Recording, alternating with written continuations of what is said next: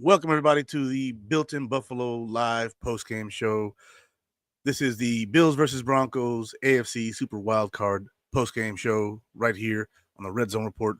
Built-in Buffalo. Let's freaking go. StreamYard changed some stuff. Here we go.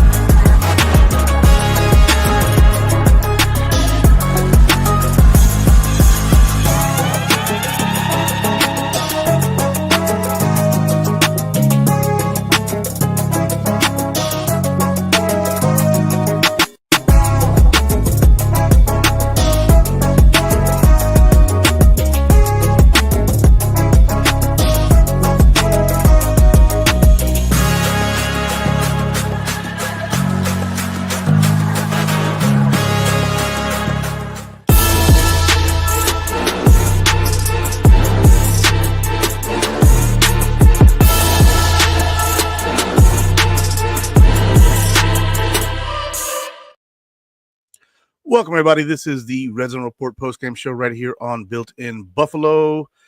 I'm one of your hosts, Izzy, and my co-host today, returning after a couple of weeks of not being available because time slot was too early. This weekend he's available and with us, co-founder of Built-in Buffalo, Akeem Richards. Welcome back, bro.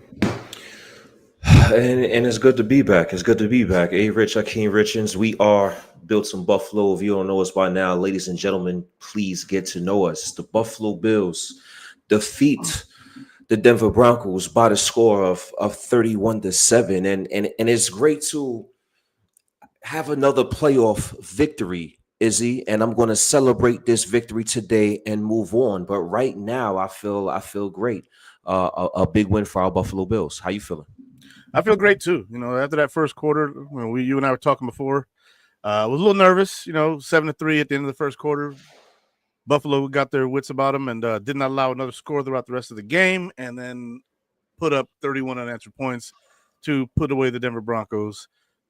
All three division champions that played in Super Wildcard weekend in the AFC won their games. The Texans, the Baltimore Ravens, and the Buffalo Bills. And the Buffalo Bills had the largest margin of victory in this week, which should be expected because we played the 7th seed. However, Broncos were no slouches this year. Some would say overachieved this year, but I feel good about it. We went in there, we did what we were supposed to do, got the victory, and saw some differences in who was making plays for the Buffalo Bills in this game. Some newbies to the playmaking circle. So I was pretty excited. You're muted, boss. Absolutely. To piggyback off of what you were saying, the Buffalo Bills, in the beginning of the game, it was too close for comfort. You start the game, you see Bo Nix hit Troy Franklin for a 43-yard touchdown pass to begin the game. And I am immediately getting text messages from Dolphin fans and New York Jet fans. And I'm like, okay, the lack of resistance on this drive was kind of reminiscent of lapses we saw with the defense earlier on this season early in the regular season. So when that happened, as a Buffalo Bills fan, it was definitely some nerves, some jitters that was definitely starting to come true. But Josh Allen and the Buffalo Bills offense, they kept a steady ship and ultimately took control of the game, especially in the second half, and we end up running away with it. So impressive victory for our Buffalo Bills, but it's still some things we can work on and we can look out for going into our next matchup against the Baltimore Ravens, which we'll get into a little bit later. Yeah, absolutely. Yeah, this game was electric once the Buffalo Bills took over after that first long touchdown pass by Bo Nix. And Bo Nix didn't have a bad game, per se. He didn't have a great game, obviously, only 144 yards. But he didn't look like the moment was too big for him. He looked like somebody who is going to be a problem in the future. And so Bo Nix, solid game for him. No interceptions. Almost had that one to DeMar in garbage time, but solid day for him. And I think that the Denver Broncos have a good quarterback there, and if they can build around him, they can do some damage in their division with Kansas City over there. But this is not their year. This is our year, and it's our time to start beating these teams in the playoffs and getting past the divisional round and getting into the Super Bowl, hopefully. But right now, we celebrate the victory against the Denver Broncos, and it's on to next week. Absolutely. The Buffalo Bills dominated. I'm looking over here, time of possession, 41 minutes to 18 minutes. The Buffalo Bills really had command of of that offense. They kept the Denver Broncos team, that defense on the field, and I think that opened some things up in the second half. I think that started to wear on the Denver Broncos defensive front in the second half, and we was able to schematically scheme things up and open things up for Josh Allen in the passing game. So that was great to see us dominate time of possession. James Cook, 22 attempts, over 120 yards, 5.6 yards per carry with a touchdown. You love to see the Buffalo Bills win in a multitude of ways, and the rush for over 200 yards, 210 yards to be exact, is definitely impressive for the Buffalo Bills. That's a testament to Joe Brady and his consistency to continue to run the football. That is indeed the Buffalo Bills' identity, even with Josh Allen. It's great to see James Cook get those goal line situations where he wasn't getting last year on his rookie year. He has now become a complete back for the Buffalo Bills, where he gets the ball all over the football field, especially in the red zone, and he takes advantage of his opportunities. So it's great to see our offensive line dominate at the point of attack as well, and the Buffalo Bills just be dominant and successful up front and physical up front. And that's important because we're going to have to bring all that physicality against the Baltimore Ravens next week. So it's great to see us dominate time of possession and to rush the football the way we ran the football, and to have 30 more offensive plays on top of that. So those are great things to see. Absolutely. And some of the guys that we got targeted today, James Cook, lights out on the ground, 23 carries, 120 yards. Ty Johnson, 9 carries, 44 yards. Josh Allen making stuff happen, 8 carries, 46 yards. We ran for 210 yards on the Denver Broncos defense that hadn't allowed over 150 yards in this season. We went for 210 on them. Ran the ball 44 times and passed it 26 times. Some of those runs, of course, were Josh Allen scrambling, but nevertheless, we're almost doubling the run plays to pass plays. And they're being successful with it. When you average as a team 4.8 yards per carry, that's you're doing a good job on the ground. The offensive line played outstanding today. A few little hiccups here and there. Deion Dawkins with a penalty, and Spencer Brown with the penalty.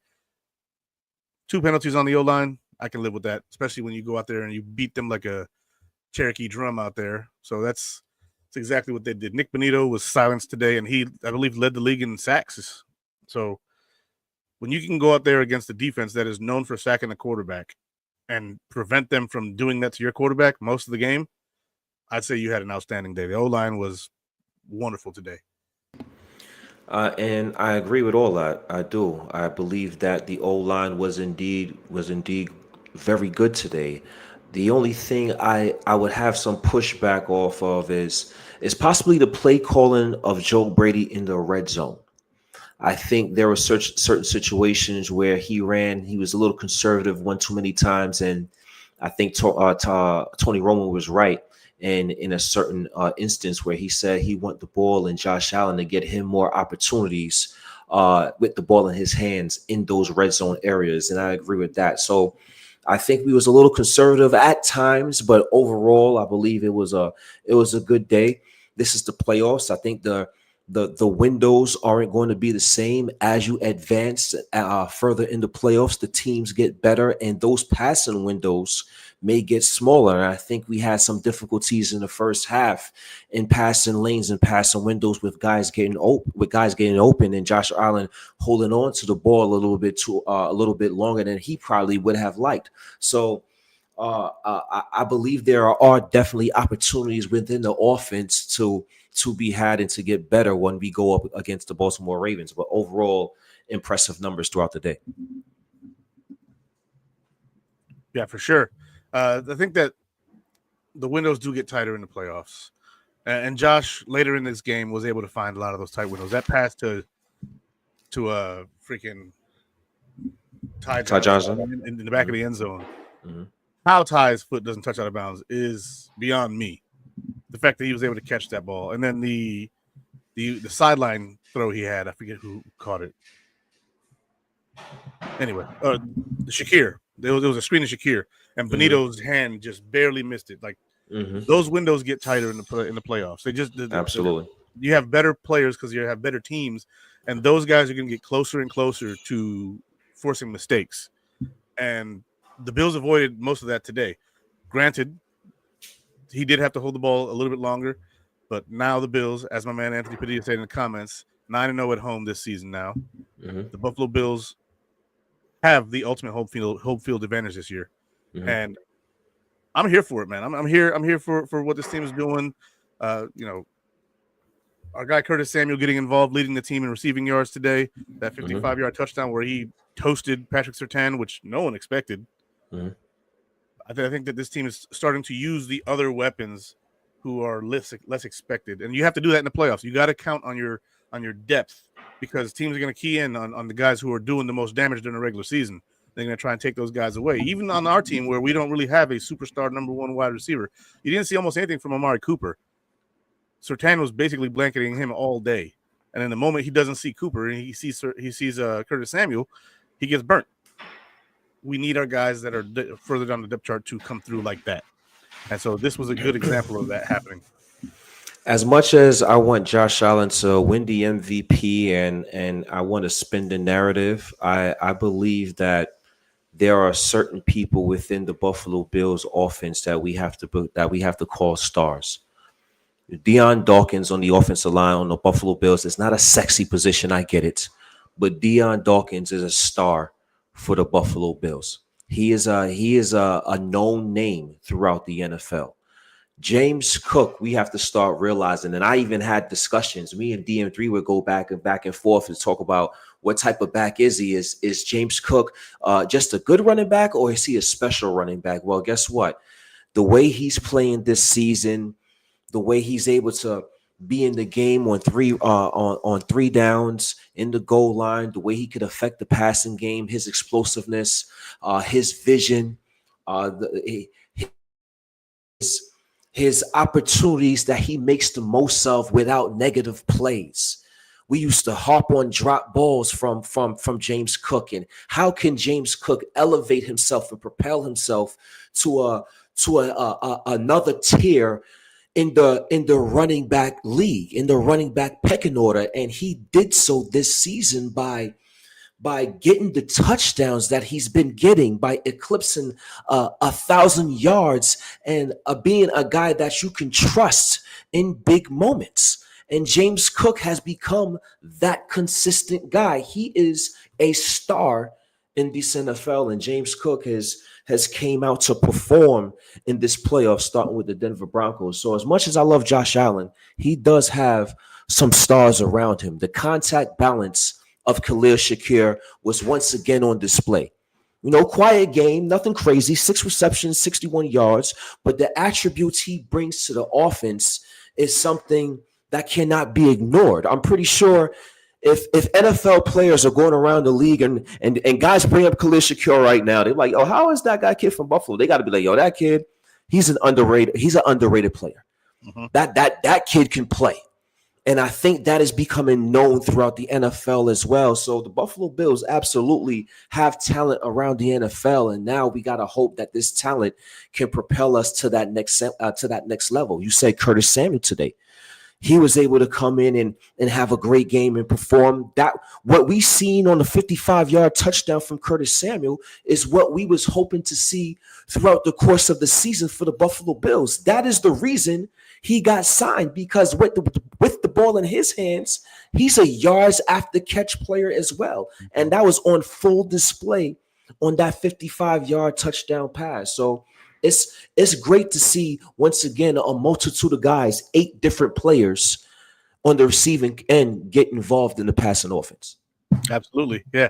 I was blown away by the way that the game played out. I didn't realize that a game where you win 31-7 could look so mundane, because it didn't look like flashy. The game didn't look super crazy like that. But when you start piling up the little things and the plays start adding up, the points tend to as well. Like you said, Khalil Shakir didn't have a big splashy game. He only had 61 yards. But the eye test is where he shines. We don't have superstars in this team like Derrick Henry, but we have James Cook, who had 16 touchdowns in the regular season this year, tying O.J. Simpson's record, and tying him with Derrick Henry in touchdowns, even though he had almost 1,000 fewer yards. James Cook has had an excellent year, especially scoring. He's only carried the ball like 14 times a game this year, and he's got over 1,000 yards. He's averaging more than 5 yards a carry. He's like, when you say star, the star doesn't always have to be a guy who's producing on that Derrick Henry level, but we don't have the Derrick Henry guy. You know, that's when. So when people say that, that's what I mean when I say Josh did it with fewer stars, because he doesn't have a guy like Zay Flowers who's taking off the top. We don't have that guy. You know, we don't have Mark Andrews. Kincaid's pretty good, but he's not Mark Andrews. You know, we don't have a Bateman who's super fast. We don't have those guys. Lamar does. Lamar's receivers allowed him the most wide open passing lanes in the NFL this season. He had the most receptions by wide open receivers this year. Josh was like third from last, which means that Josh is fitting it into tighter windows. Let's see what happens when the windows get tighter next week. Hopefully the Bills defense can tighten down the screws, but the fact that we only had 2 Pro Bowlers and Dion was the other one, and like you said, not a sexy position, Dion kind of makes that position sexy. Like Dion, the way he does it, the way he plays it, his personality, everything about Dion Dawkins turns that left tackle spot real sexy, real quick. The attitude, the physicality he shows. He just did his job and blocked the linebacker today and sent that dude to the sidelines for the rest of the game, I believe it was. Dion just is different. And I love how he played. I love how he plays. And you're not wrong. We do have guys who can produce. Shakir. We have Cooper, who is still new to the offense, so it seems like he's still kind of coming along. But he's made some big plays for us. Dawson Knox doing his thing, coming out of tight end. You know, whenever it's not Kincaid, you know, I get confused sometimes. Who caught that ball? Was it 86 or 88? I don't know. They look almost identical. Right. Until you see the curls when he gets up off the ground. It's really big what they're doing with these guys. Mac Hollins, man. Like, love that guy. Love that guy. And Mac Hollins, and I got to tie in Ty Johnson with him. They both free agents at the end of the year. Those are 2 must-haves for the Buffalo Bills for the foreseeable future. They both deserve multi-year extensions, in my opinion, at least 2-year extensions, both players, because those guys are the epitome of glue guys, in my opinion. Those guys, they come in and they do everything well. Ty Johnson is an excellent running back. He can definitely run between the tackles, but Josh Allen referred to him earlier this season as the best third down back, as the best late game back in the league, and he's showing proof with an excellent catch. I don't know how he was able to come up with that and keep his knee in bounds, but he was able to do so. And he caught a screen that was impressive as well. It didn't go for many yards. It wasn't a flashy play, but he caught a screen where he displayed excellent hands once again. And Ty Johnson is a guy that does everything the right way. Special teams. He came and gave us a special team spark, I believe, to over 25 yards in one of these punts when we started at the plus side of the 30-yard line. So Ty Johnson is a guy, a glue guy, that does everything well, and so does Mac Hollins as a receiver, as a blocking receiver, as a pass catcher on special teams. Both of these guys are Buffalo Bills type guys, and they need to be signed for the foreseeable future.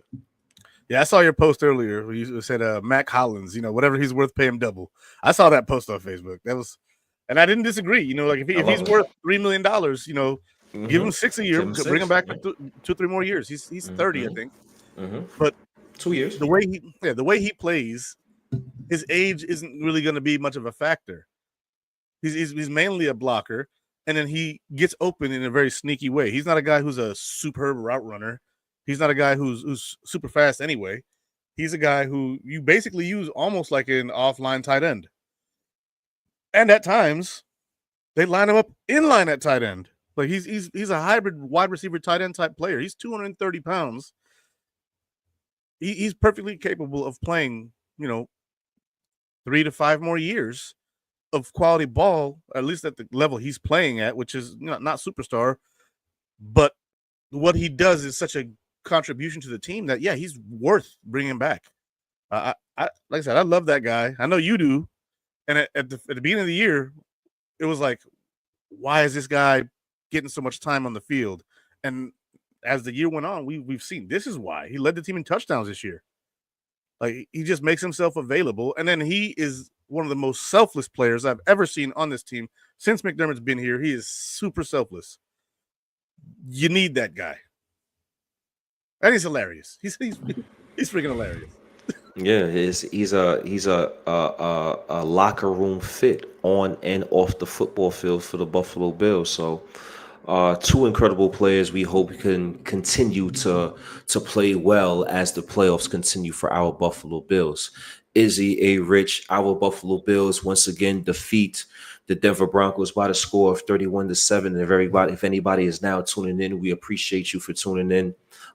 Let's talk about the defensive side of the ball, because that is where I was concerned the most for the Buffalo Bills coming into the playoffs. I always felt that we have the offense, despite what people may have said about our receivers throughout the course of the season. I believe Joe Brady's a good enough coordinator, and we have good enough skill weapons to score points offensively in this playoffs. The concern was the defensive side of the ball for me. Do we have enough resistance on that side? Can we play enough stout defense within that defensive front seven and that back end to hoist that Lombardi trophy? And to start the game, I was immediately concerned. I was like, we cannot be going through this once again.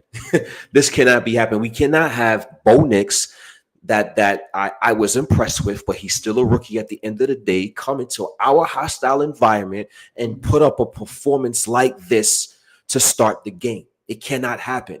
So I was incredibly disappointed when I seen that pass, but once the game continued, the defense buckled down, and I think the players and Bobby Babish did an incredible job shutting down the offense of Bo Nix, Sutton, and that Broncos offense. I think they did an incredible job today.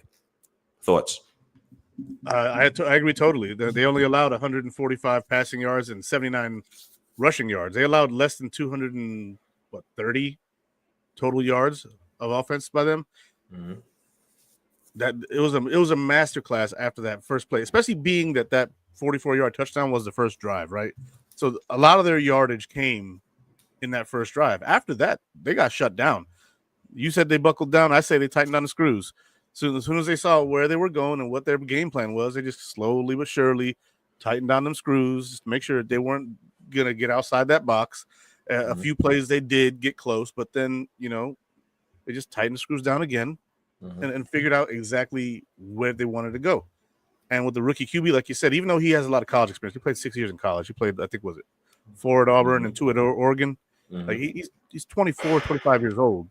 He's an older rookie, but he's still a very young player, and he's brand new to this. Like, there's levels to this game, and Josh Allen is at the top tier with the Mahomeses and the Lamar Jacksons right now, and Bo Nix is in the middle somewhere, among the Justin Herberts of the NFL. Mm-hmm.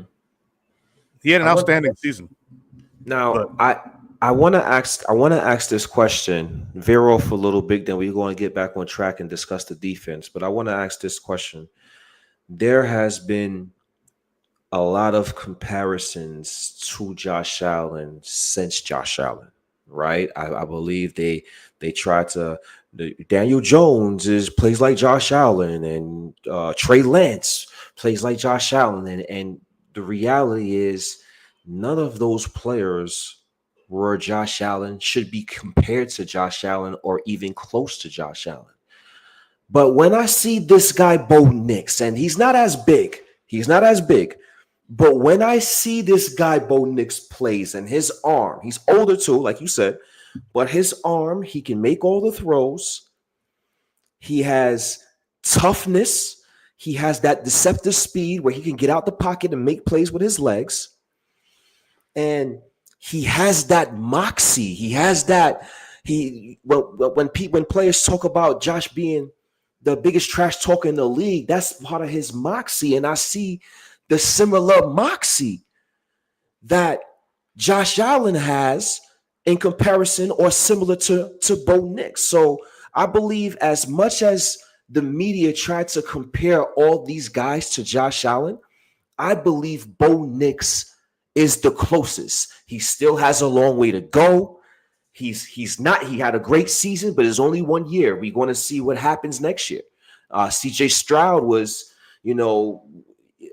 one of the great quarterbacks coming out in his rookie season. I think he took a tremendous step back this year, even though he's moved on to the division playoffs. So Bo Nix has a long way to go, but I can see a comparison for the first time with Bo Nix and Josh Allen. What are your thoughts on that? I would agree. His play style is a lot like that. And while I understand what you mean, like we can't compare Daniel Jones to Josh Allen, or we can't, compare, I forget who else you named, Trey Lance. Mm-hmm. Their play style in college was very much like Josh Allen, but this isn't college. And Josh Allen in college, his play style there is not the same as it is in the NFL. He had to change his play style for the NFL. He still has a lot of the same tendencies, or had a lot of the same tendencies, but he's now grown up into an elite pocket passer who can still run you the hell over. And so Bo Nix is as close as you're going to get without having the size. I do really like what I'm seeing out of Bo Nix. Bo Nix is a guy who earned some respect this year. And he, like you said, he's not scared of anything. Like, just look at this. Right? That's Bo Nix.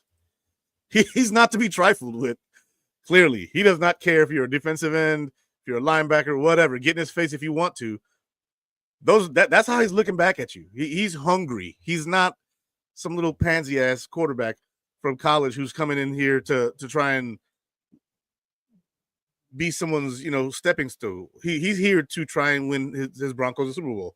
I have a lot of respect for Bo Nix and how he's doing what he's doing. Like he's a talent, but ran the wrong buzzsaw today. I do like Bo Nix though, and I think that the reason why they keep comparing these quarterbacks to Josh Allen is because Josh Allen is the new prototype. That's just the way it is. Everybody wants a Josh Allen. Absolutely. Great analysis there. Let's get back to the defense. The Buffalo Bills, I think, did an incredible job today taking away, and I know they had one opportunity when I think Javonte Williams, he tripped and it could have went a longer way, but for the most part, I think the Buffalo Bills defense did a great job in taking away what the Denver Broncos do best.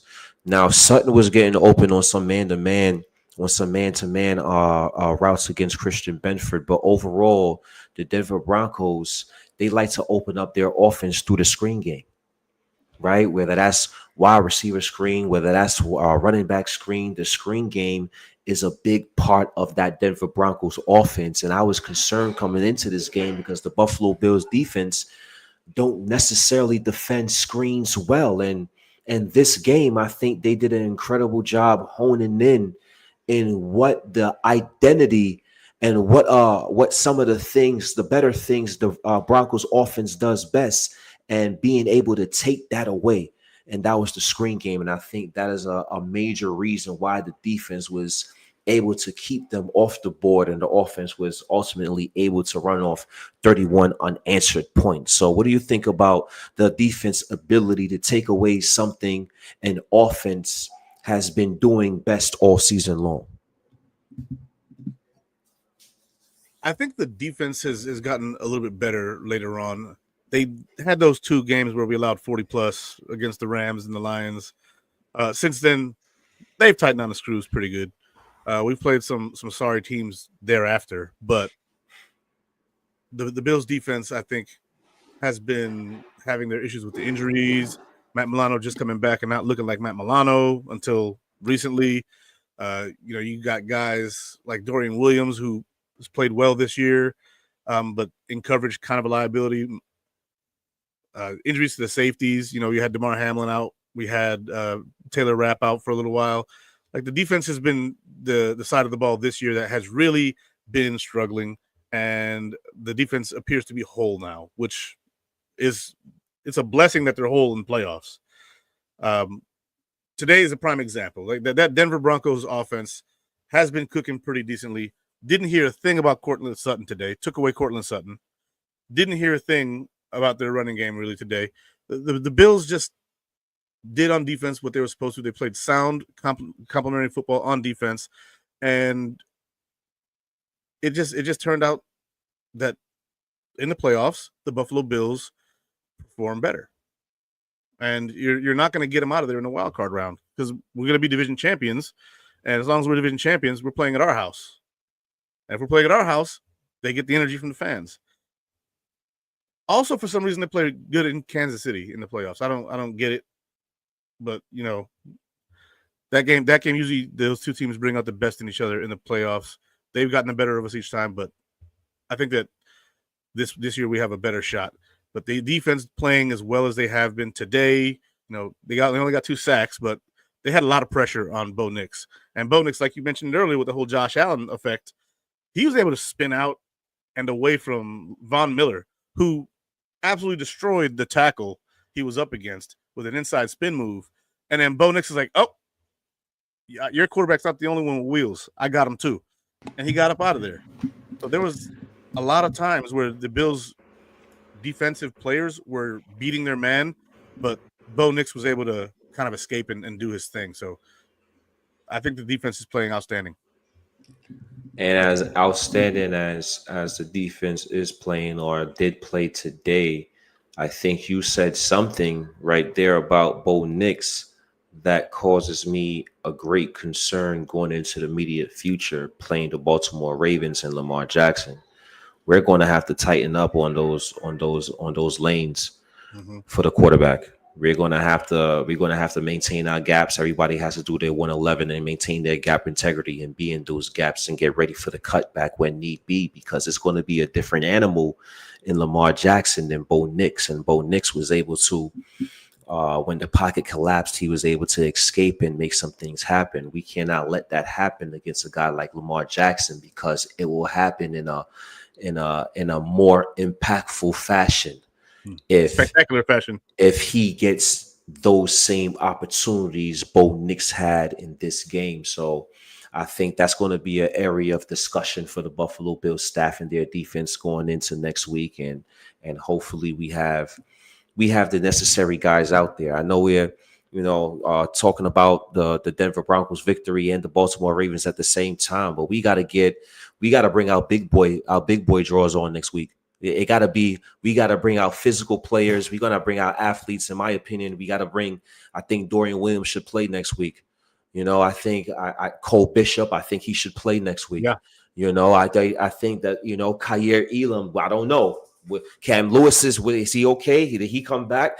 Kyer Elam, he has some athletic traits to him. I know he makes mistakes, but he makes it. At least he's going 100% every play. At least he has amnesia after he makes mistakes. In my opinion, we need to get our best athletic, most physical specimen out there and prepared for this game against the Baltimore Ravens. But we're going to need some speed out in that field. God forbid Lamar Jackson gets to that second level, and 9 times out of 10, he may get to that level, and especially with the new acquisition of Derrick Henry. We can't even watch the tape of back in the day when Teron Johnson had 99 yards for the touchdown and think we can play them similar to how we played them several years ago because of the addition of Derrick Henry, who was a bigger thorn in our side earlier this season, even more so than Lamar Jackson. So dealing with those guys are definitely a headache, and that is why a guy like Bobby Babish and Sean McDermott gets paid the big bucks, because I expect us to find a way.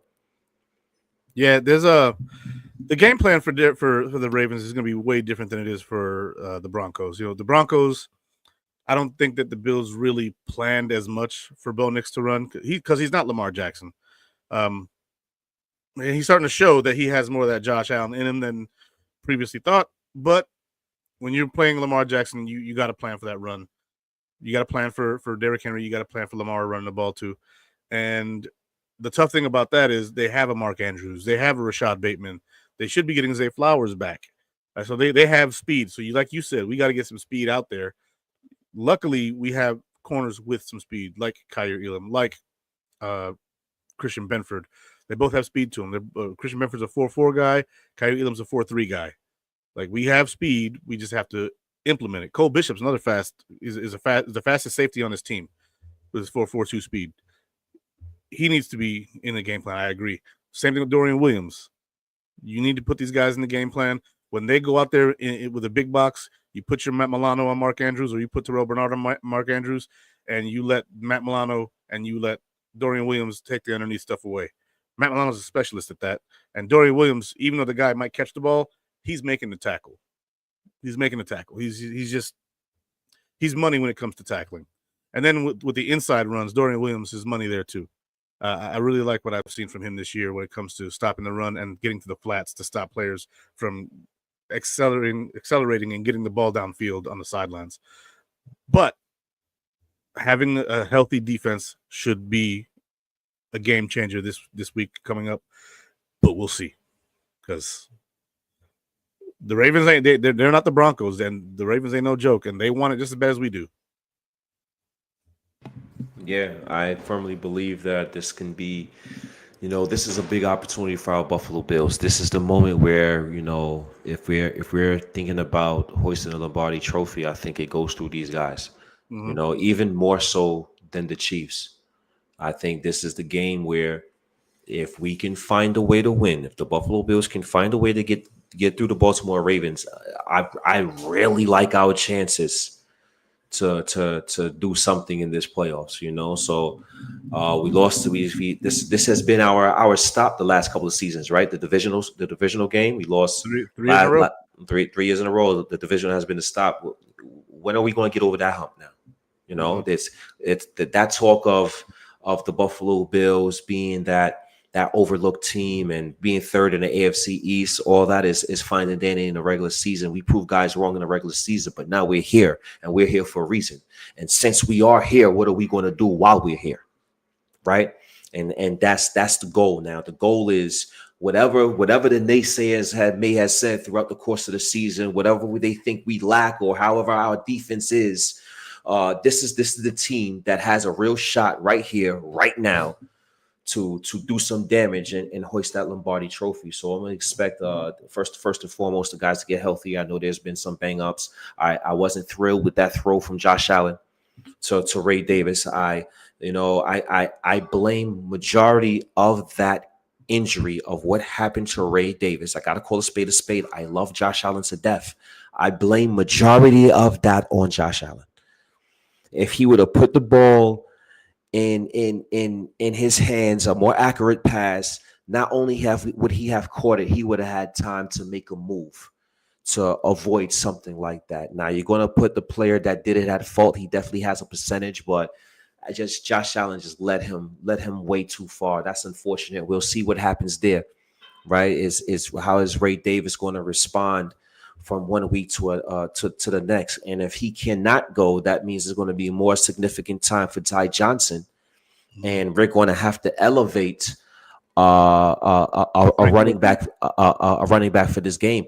Is it Frank Gore Jr.? Possibly Frank Gore Jr. How does that mix up the offense? How does that switch up the offense? Do you play Ty Johnson? Does he move up like a number 2 running back? Or do you play Frank Gore in Ray Davis' place because you don't want to mess up the flow of what Ty Johnson and his role that he's been into all season long? And I think these are minor details, but big talking points if Ray Davis cannot go. So definitely a lot to see what transpires throughout the course of this week. I agree, and I think that Josh Allen would agree with you too. He didn't look like he was too happy with himself after that throw. He knew he led him too far, and that put him in danger, and that got him clipped.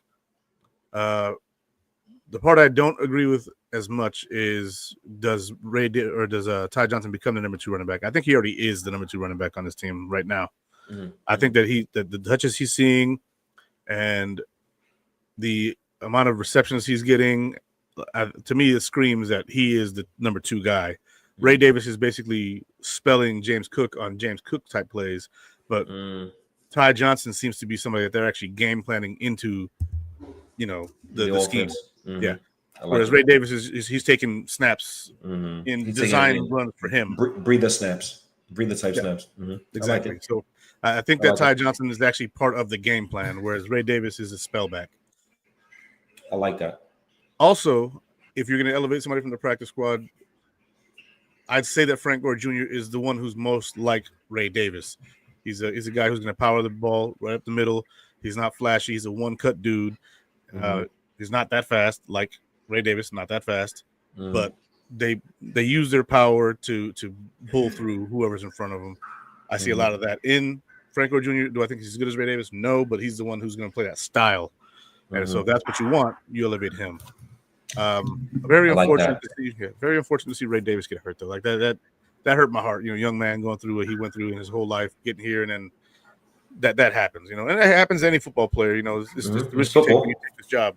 But it being that he's a Bill and we follow the Bills, so we're mentally and emotionally involved with them and their health and their well-being and their statistics and their success.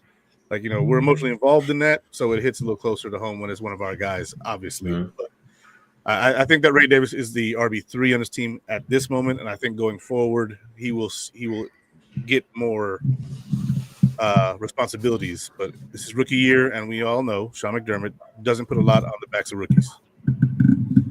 And you're probably right about that in terms of Frank Gore. He has similar skill set to Ray Davis, and if we're going to see what happens with Ray throughout the course of the week, but if he can't go, I do think Frank Gore Jr. is the guy to be elevated, and I think if it happens and if it goes that direction, roster construction wise, I think that gives an even bigger role to a guy like Curtis Samuel.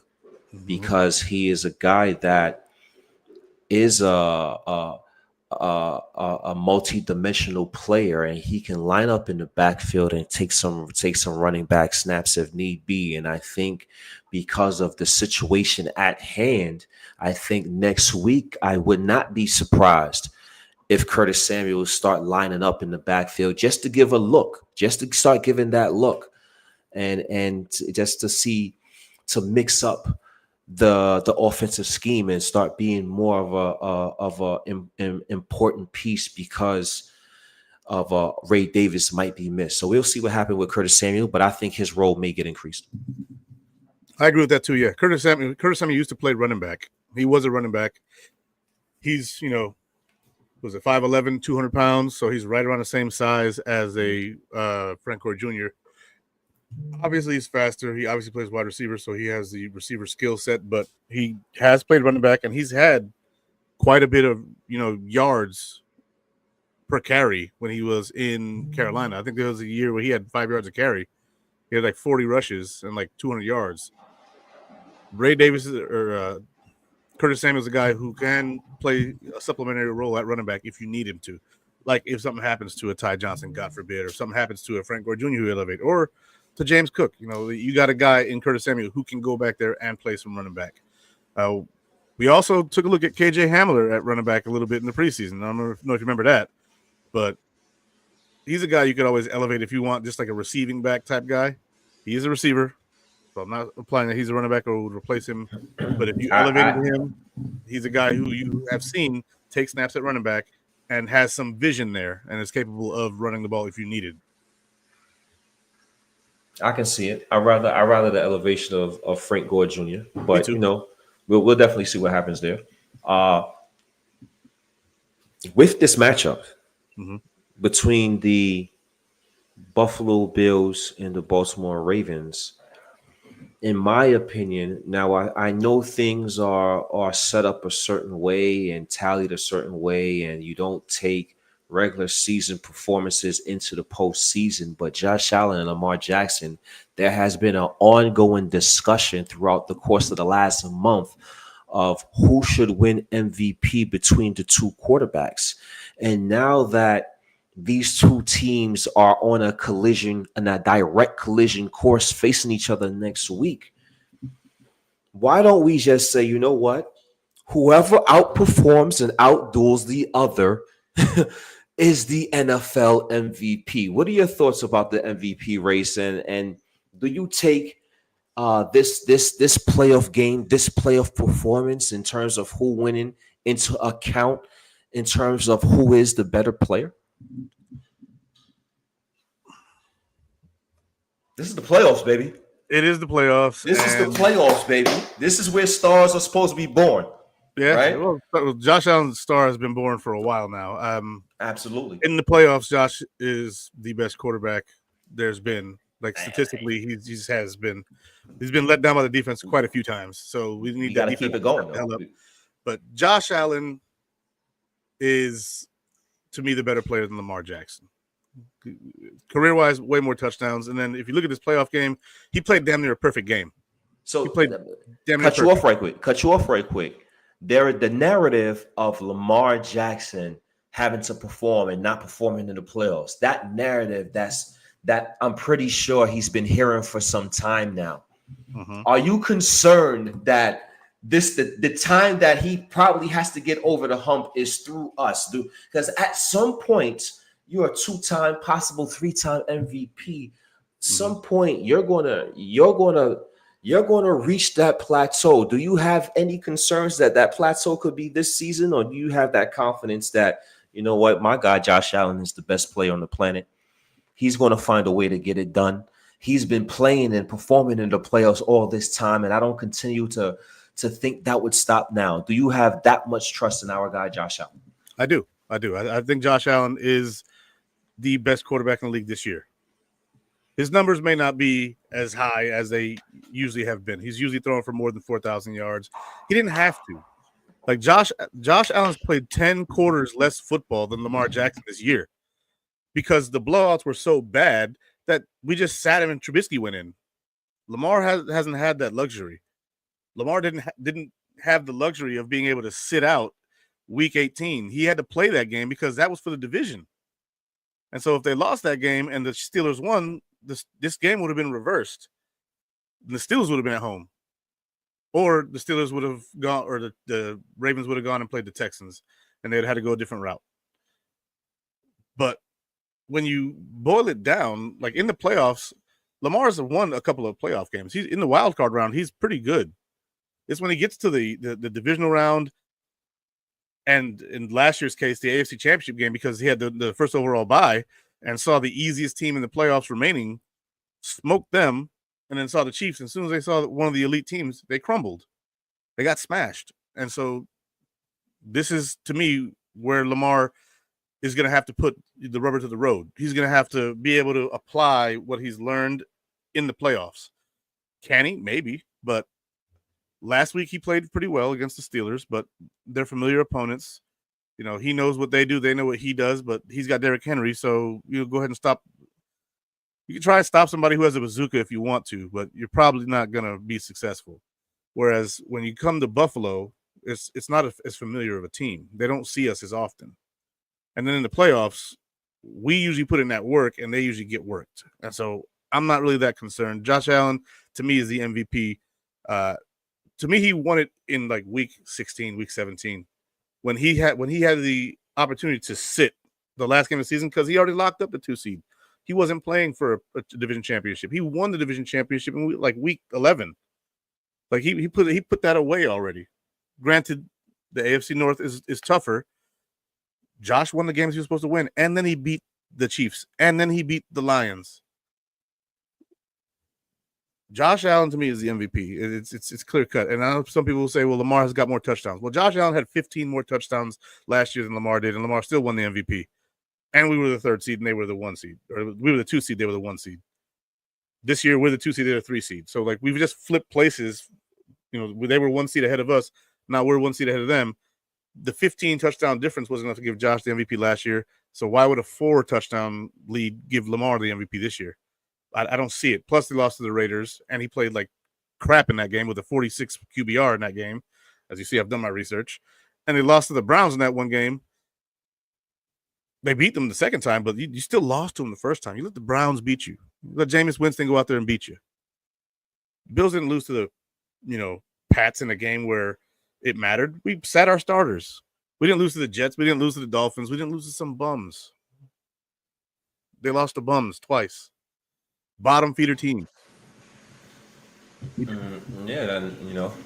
I agree with that, and we'll see how much the AP voters take that into account. Obviously, he's first team All Pro, but I seen again. He did win that.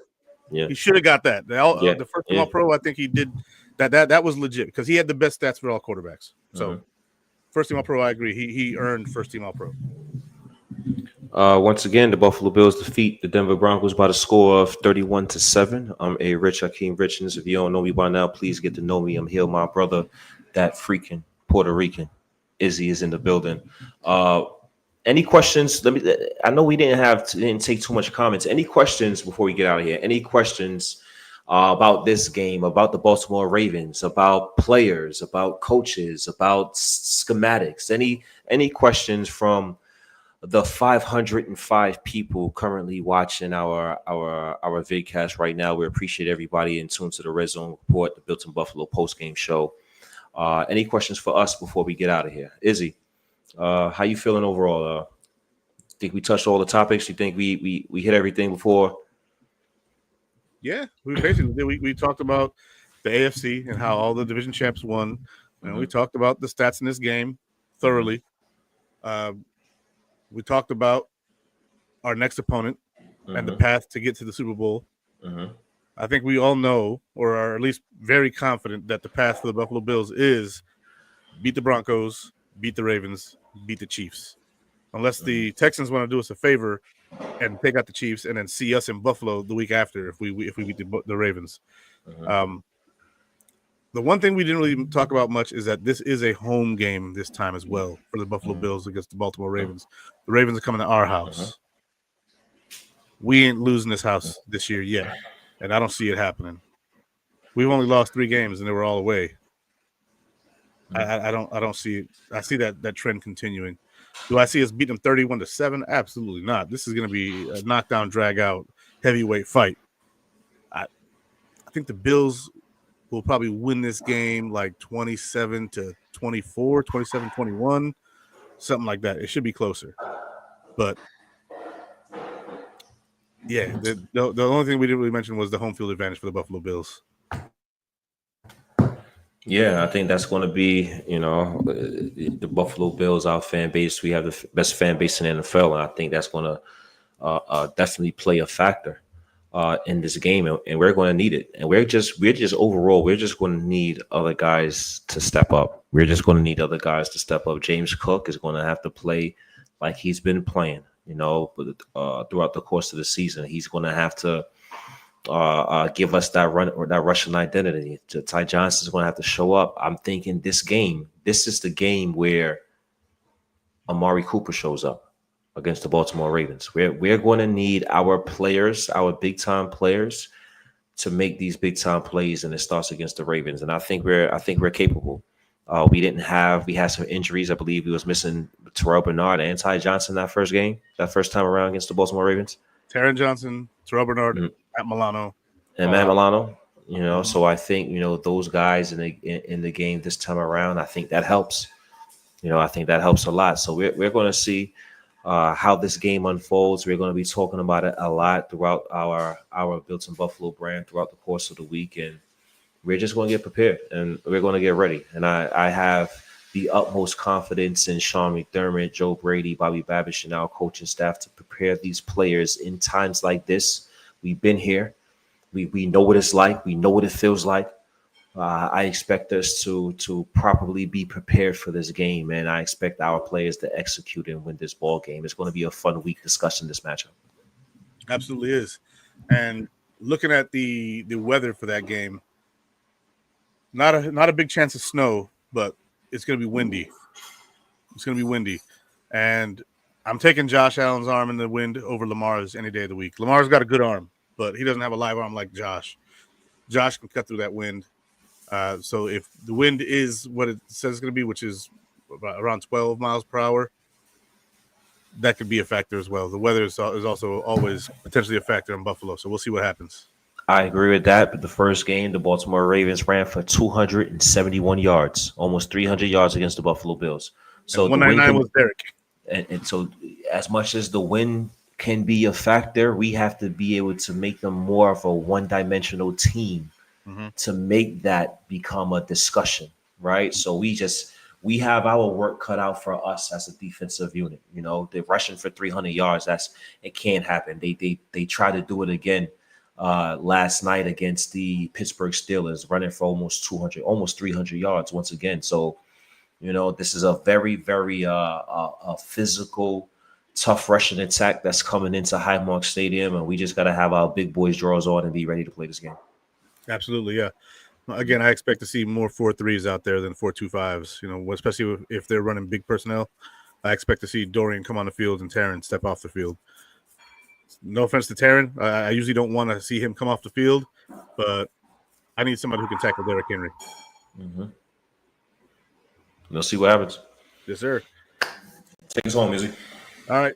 Well, everybody, I hope that you guys enjoyed the show. I know that if you are in here, you are most likely a Bills fan and you enjoyed the game. Please, as my man Akeem says, if you don't know us, please come around and get to know us. God bless all of you, and go Bills. Go Bills. 3 more. 3 more. That's it. 3 more. And the ring 3 more. and the trophy come to Buffalo, and then we got to go out there in the snow and do a parade. 3 more. All right, guys. You guys take it easy. God bless. Go Bills.